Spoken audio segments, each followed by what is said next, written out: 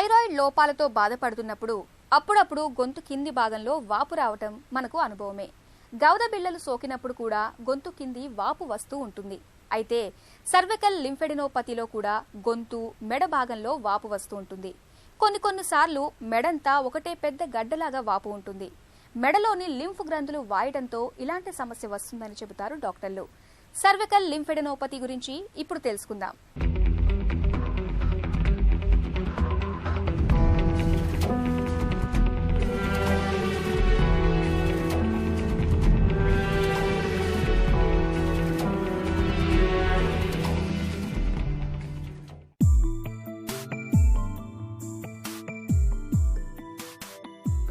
ఏ నగరానికైనా drainage వ్యవస్థ ఎంత ప్రధానమో కొత్తగా చెప్పాల్సిన పనిలేదు.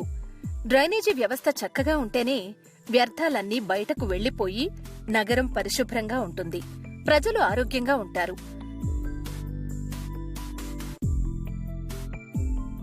ఏ కారణంగానైనా డ్రైనేజీ వ్యవస్థ దెబ్బతింటే నగర పరిశుభ్రత, ప్రజారోగ్యం రెండూ ప్రమాదంలో పడతాయి. అచ్చంగా ఇలాగే శరీరంలో కూడా ఓ డ్రైనేజీ వ్యవస్థ ఉంటుంది. దీన్నే లింఫ్ నోడ్స్ అంటారు. శరీరంలో తయారయ్యే వ్యర్థాలన్నింటినీ ఈ లింఫ్ గ్రంథులే బయటకు పంపించేస్తుంటాయి. ఫలితంగా ఆరోగ్యం భేషుగ్గా ఉంటుంది. ఏ కారణంగానైనా లింఫ్ గ్రంథుల వ్యవస్థ దెబ్బతింటే శరీరం అనారోగ్యం బారిన పడుతుంది. ఇలా లింఫ్ గ్రంథుల్లో ఏదైనా సమస్య వస్తే అవి వాచి శరీరం పైకి ఉబ్బినట్టు గడ్డల రూపంలో కనిపించడం పరిపాటి. మరీ ముఖ్యంగా మెడ దగ్గర ఉండే లింఫ్ గ్రంథులు ఇలా ఉబ్బినట్టు, వాచినట్టుగా గడ్డల రూపంలో కనిపిస్తుంటాయి. మెడ ప్రాంతంలో కనిపించే లింఫ్ గడ్డలను సర్వైకల్ లింఫెడినోపతి అంటారు. ఇలా మెడలో లింఫ్ గ్రంథులు వాయడం అన్నది కేవలం ఓ వ్యాధి లక్షణం మాత్రమే. అవి ఎందుకు వాచాయన్నది మరిన్ని పరీక్షలు చేసి తెలుసుకోవలసి ఉంటుంది.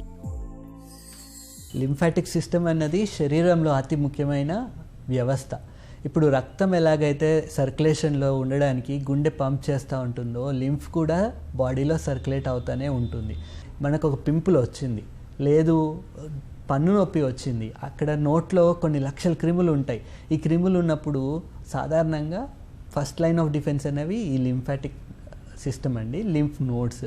ఈ లింఫ్ నోడ్స్ అనేవి లింఫోసైట్స్ని, మ్యాక్రోఫేజెస్ని యాక్టివేట్ చేస్తాయి. ఈ లింఫోసైట్స్ వచ్చేసి యాంటీజెన్ని డిటెక్ట్ చేసి యాంటీబాడీని రిలీజ్ చేస్తుంది, మైక్రోఫేజెస్ని యాక్టివేట్ చేస్తుంది. మైక్రోఫేజెస్ అన్నవి ఫాగోసైటోసిస్ అనే మెకానిజం ద్వారా ఆ క్రిముల్ని తినేస్తాయి. ఆ తినేసి ఆ లింఫ్ అన్నది మళ్ళీ మన కిడ్నీలు క్లీన్ చేస్తూ ఉంటాయి. అయితే ఎప్పుడైతే ఈ లింఫ్ ఒక ప్లేస్లో నిల్వ ఉండిపోతుందంటే ప్రాబ్లమ్స్ అనేవి ఎక్కువ రావచ్చు, ఇమ్యూనిటీ అన్నది దెబ్బతినొచ్చు. సాధారణంగా చాలామందిలో కామన్గా చూసేది సర్వైకల్ లింఫెడినోపతినే. అయితే ఇన్ఫెక్షన్ వల్ల వచ్చే లింఫెడినోపతి సాధారణంగా యాంటీబయాటిక్ కోర్స్ ఇస్తే తగ్గిపోతుంది. కొన్ని మన నెక్కి వచ్చేసరికి మెడ భాగంలో ఇన్నర్ సర్కిల్ ఆఫ్ వాల్డేయర్స్ రింగ్ అని, అవుటర్ సర్కిల్ ఆఫ్ వాల్డేయర్స్ రింగ్ అని ఒక లింఫాటిక్ నెట్వర్క్ ఉంటుంది. సో ఏ క్రిములు వచ్చినా కానీ ఫస్ట్ లింఫ్ నోడ్స్కి వెళ్ళి ఆ క్రిములు అన్నవి ఫిల్టర్ అయిన తర్వాతే ఆ లింఫ్ అన్నది మళ్ళీ వీనస్ సిస్టంలోకి ఎంటర్ అవుతుంది. ఈ లింఫ్ నోడ్ పెరిగినప్పుడు ఒకవేళ అది ఇన్ఫెక్షన్కి సంబంధించవచ్చు అంటే రియాక్టివ్ లింఫెడినోపతి అయితే యాంటీబయాటిక్ వాడితే తగ్గిపోతుంది. కానీ చాలామందిలో అట్లా తగ్గవు. అండ్ రూల్ ఆఫ్ 80 అన్నది మెడ భాగంలో వర్తిస్తుంది. అంటే 80% థైరాయిడ్ గ్రంథిని వదిలేసి వచ్చిన 80% గడ్డల్లో 80% నియోప్లాస్టిక్ ఉంటాయి.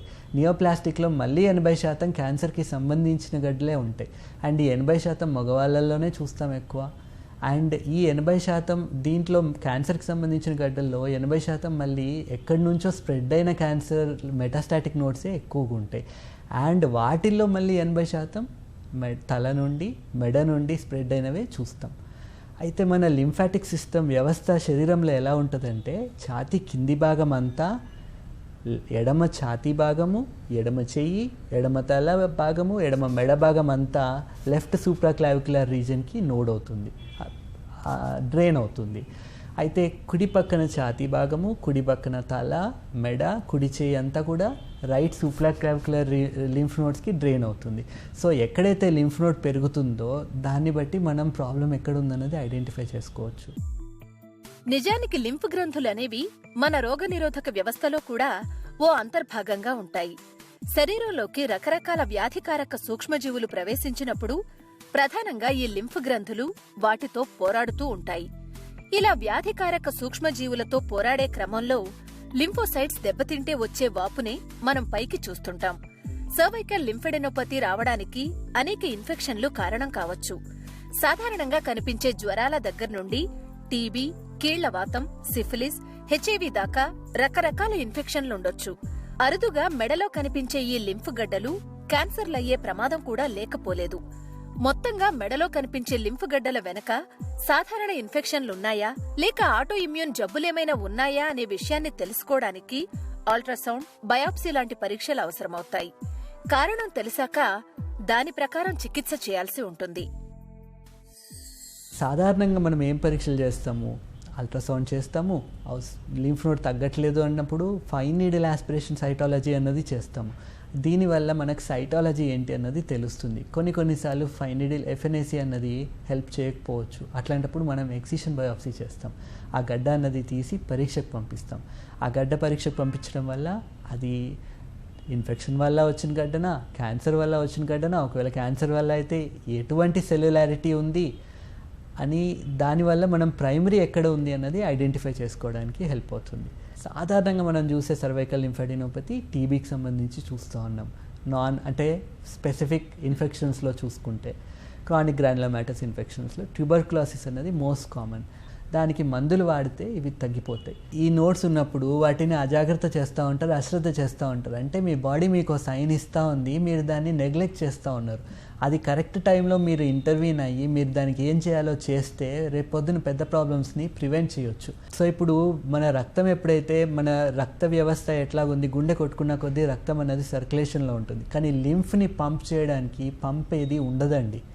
సో లింఫ్ శరీరంలో కదలాలి అంటే మీరు మూమెంట్ అన్నది ఉండాలి, కదలిక ఉండాలి. కదలిక ఉండి మీరు గాలి తీసుకున్న ప్రతిసారి లింఫ్ అన్నది లింఫాటిక్ సిస్టమ్ అన్నది యాక్టివేట్ అయ్యి లింఫ్ అన్నది కదులుతూ ఉంటుంది. లింఫ్ ఎంత సర్క్యులేట్ అవుతుందో మీ శరీరంలో ఉన్న వేస్ట్ అంత తొందరగా బయటికి వెళ్ళిపోతుంది. సో ఎక్సర్సైజ్ చేయండి. ఎక్సర్సైజ్ చేస్తేనే లింఫాటిక్ సిస్టమ్ అన్నది యాక్టివ్గా ఉంటుంది, మీ ఇమ్యూనిటీ అన్నది కరెక్ట్గా ఉంటుంది. అండ్ కొన్ని రకాల పదార్థాలు, ఇప్పుడు స్వీట్స్ ఉంటాయి, షుగర్స్ ఉంటాయి, ఇవి తీసుకోవడం వల్ల లింఫాటిక్ సిస్టమ్ అన్నది స్లగ్గిష్ అయిపోతుంది, మూమెంట్ అనేది తగ్గిపోతుంది. సో కొంచెం వగరుగా ఉండేవి అప్పుడప్పుడు తింటూ ఉండండి.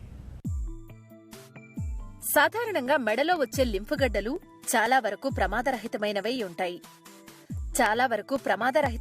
అయ్యుంటాయి.